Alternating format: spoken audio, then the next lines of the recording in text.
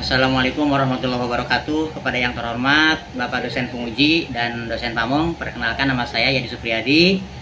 Tempat saya mengajar di SMA Negeri 2 Subang, kelas KI 2 PAI 7A. Saya akan menyampaikan materi tentang kenakalan remaja yang berhubungan dengan perkelahian antar pelajar. Kenapa saya mengangkat materi ini? Tema ini karena sangat urgent sekali, di mana kita perhatikan banyak sekali pelajar-pelajar kita yang terlibat kenakalan remaja, diantaranya tawuran antar pelajar, dan ini sangat memprihatinkan sekali bagi kita semuanya, khususnya bagi para pendidik. Selanjutnya, yang pertama yaitu mengenai kenakalan remaja.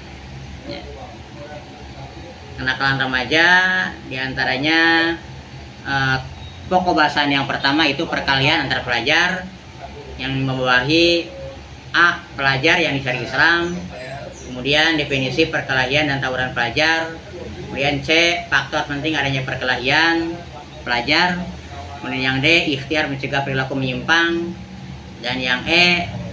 yaitu penanganan pelajar yang menyimpang.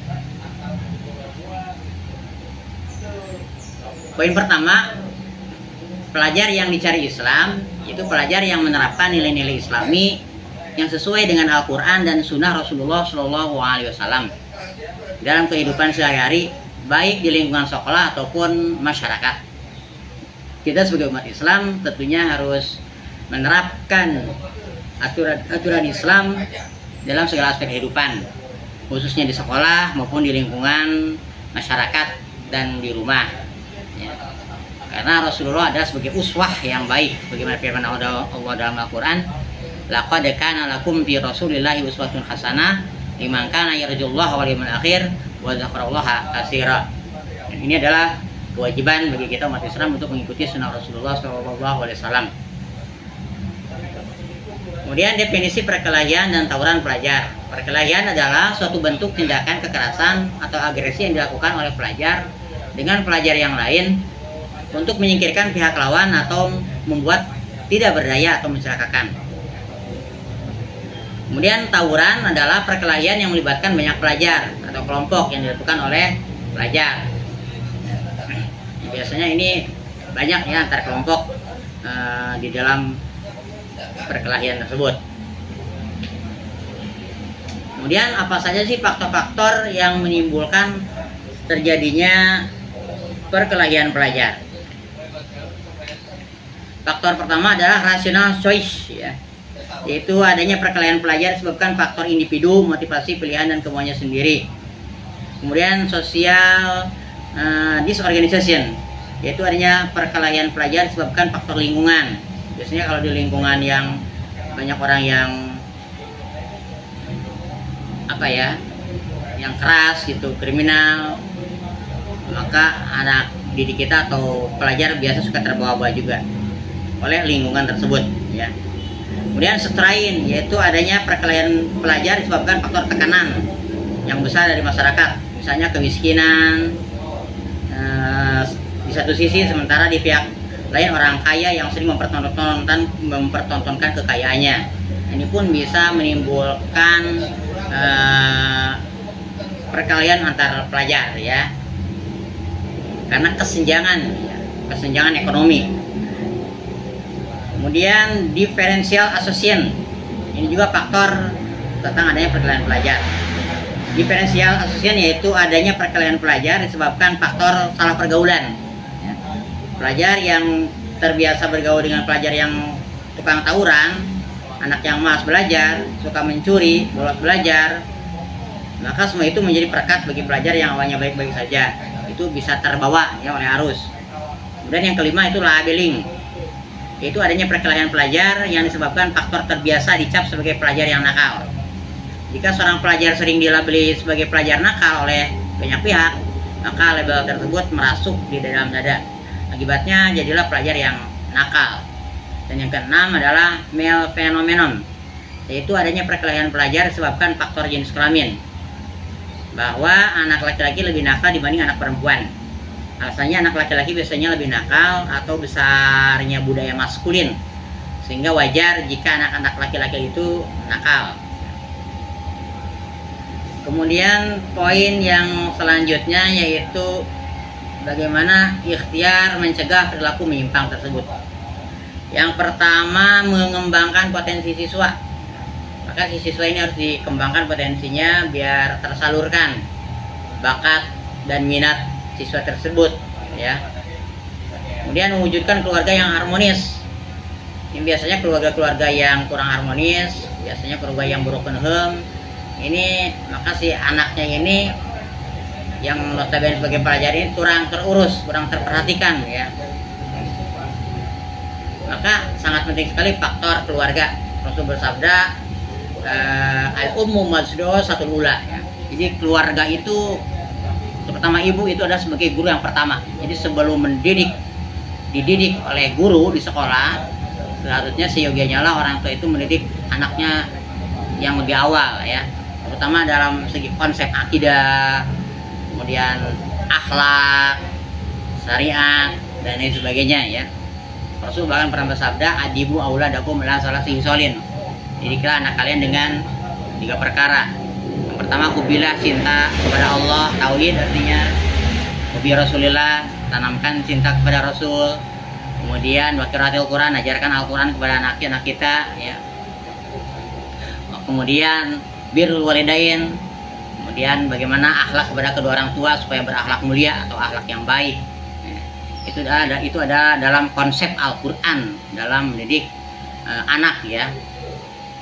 Kemudian dalam kitab Ta'lim bagaimana seorang guru mendidik pada murid-muridnya atau santri-santrinya. Luar biasa Islam mengajarkan hal demikian. Kemudian menciptakan lingkungan sekolah yang nyaman. Kita usahakan bagaimana keadaan sekolah kita bikin anak nyaman, belajar kondusif, ya, dan menciptakan lingkungan sekolah yang religius, ya. Ini kalau di sekolah misalkan diadakan pembiasaan sholat duha bersama-sama, doa bersama, nah itu anak akan terbiasa dengan hal pembiasaan karakter baik tersebut, ya.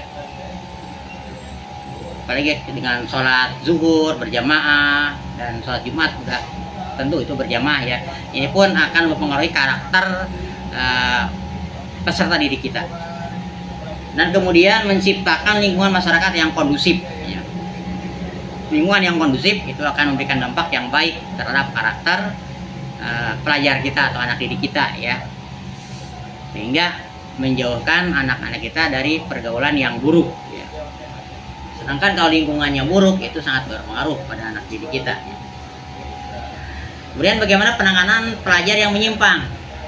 Yang pertama, beri kesempatan yang banyak agar pelajar dapat mengembangkan segala minat, ya, kepercayaan.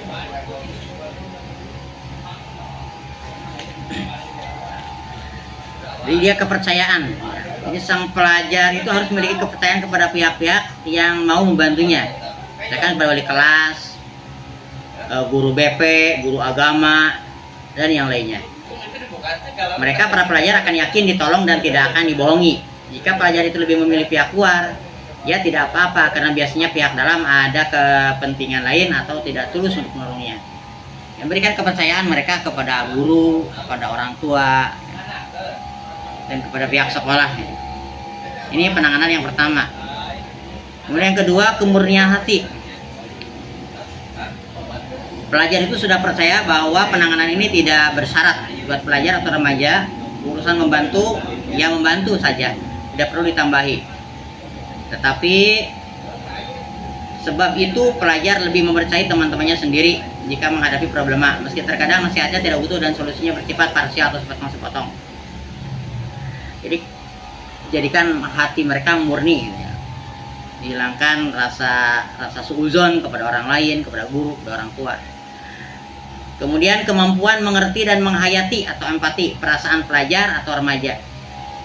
Disebabkan posisi yang berbeda antara anak pelajar dengan orang dewasa atau orang tua atau guru, sulit bagi orang dewasa berempati kepada pelajar karena kepentingan yang susah dikalahkan. Biasanya orang dewasa merasa lebih unggul dan kurang menghargai posisi pelajar. Dan yang keempat, penanganan pelajar yang menyimpang itu diantaranya kejujuran. Ini penting dilakukan karena sang pelajar ingin keterbukaan, termasuk sanksi yang diterima meskipun tidak menyenangkan. Dan yang kelima, mengutamakan persepsi pelajar sendiri. Pelajar itu akan memandang persoalan dari sudut pandangnya sendiri. Terlepas dari kenyataan yang ada, sang pelajar akan bereaksi sesuai sudut pandangnya sendiri.